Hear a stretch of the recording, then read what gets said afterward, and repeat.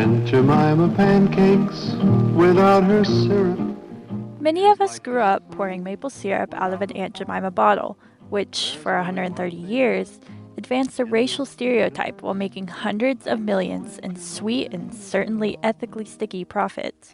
But this year, Quaker Oats finally announced that it would change the brand. Pancakes and syrup. That's what Aunt Jemima sold for over 130 years, until today. This rebranding comes in response to what some are calling a reinvigoration of the fight against systemic racism. Issues related to racism and cultural appropriation that groups have been fighting for years have been gaining momentum. And among these groups is the Gullah Geechee Nation. So plenty of time, Hona children we never yet, but me and thing like that, but then when Hona yet, we want we crack we teeth like this, then you say, great God, what is? So a lot of people have never heard the Gullah Geechee Nation until they hear one of us speaking our native language, which is Gullah, that you just heard me speaking. That's Queen Quet, the chiefess and head of state for the Gullah Geechee Nation. She has led the nation for 20 years, and in 1999, she became the first Gullah to speak before the United Nations. So the Gullah Geechee Nation exists from Jacksonville, North Carolina, to Jacksonville, Florida. It encompasses all of the sea islands in an area called the Low Country, which goes 30 to 35 miles inland to a river called the St. Johns River. The people here, the people that live here and speak our language that are of African and indigenous American descent are called Gullah Geechee. And so we have been on these sea islands from the 15 and 1600s until the present time. I also talked to Akua Page, co-founder of Geechee Experience, a millennial-led cultural movement that works to empower the Gullah Geechee community. People think that it's just a culture that's just still like stuck in slavery, which is not. You know, they had kids, you know, we're descendants of Gullah Geechee people, and we're still here. And you can even see like our Africanism is still intact. And that's also another thing that people teach us. They taught us in school that slavery stripped Africans of like our heritage. You know, we couldn't speak our languages. We couldn't practice any of our cultural customs. We're literally like a mixed culture of like different African and Caribbean influences. When you come down here, you're probably going to feel like you in the island somewhere. The Gullah Geechee community in Low Country, South Carolina has been raising concerns for years about the use of their culture and name by businesses in the region who have no affiliation with the community. What we're finding is that some of these businesses feel like by using a name, they're bringing awareness to the culture, and none of these people are descendants of Gullah Geechee. And also that is like a slap in the face, because it's like we can bring awareness to our own culture. You know, there's a difference between appreciating and appropriating a culture. You're using our recipes, you're using our name, and you're the only one profiting from it. That's no longer a culture exchange. You're just taking from the culture.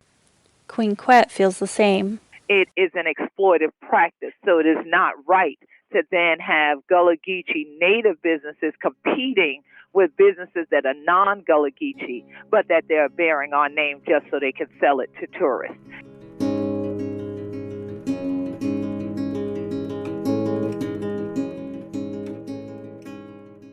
With recent protests against systemic racism and the growing support for the Black Lives Matter movement, the fight against this cultural appropriation has been reinvigorated. My name is Marilyn Hemingway, and I am the CEO of the Gullah Geechee Chamber of Commerce. The Chamber released a statement in July that included 3 direct calls of action as part of their fight against this cultural appropriation. Number 1, demand individuals and companies to cease and desist the cultural appropriation of the terms Gullah and or Geechee. Number 2, boycott companies without transparent Gullah African American ownership who are... Between these demands, protests, and increased scrutiny by community members, owners of these local Charleston businesses have started listening and have taken the steps to start rebranding.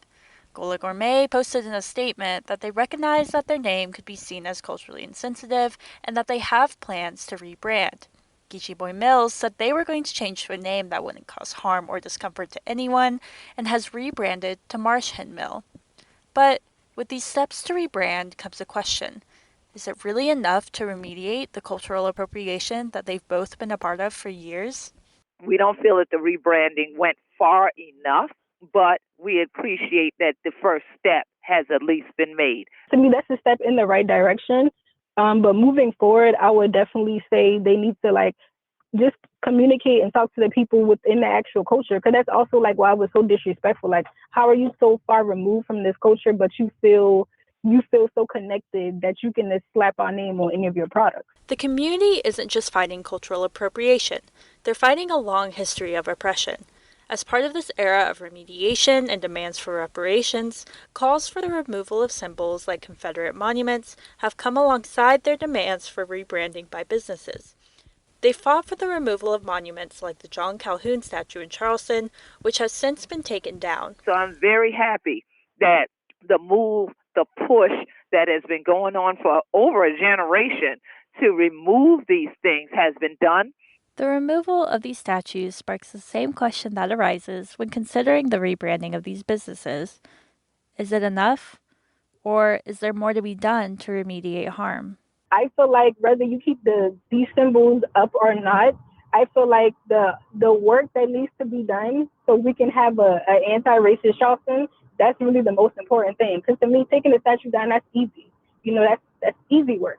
But if you really want to make progress, you know, so we can really, you know, live together, you need to actually do like structural change. But more than removing the physical monuments, we need to remove the racist monuments in people's minds at this point. So let's dismantle racism in all arenas. This is just, again, a starting point, but there's so many more things that have to come down so that we all can connect to each other.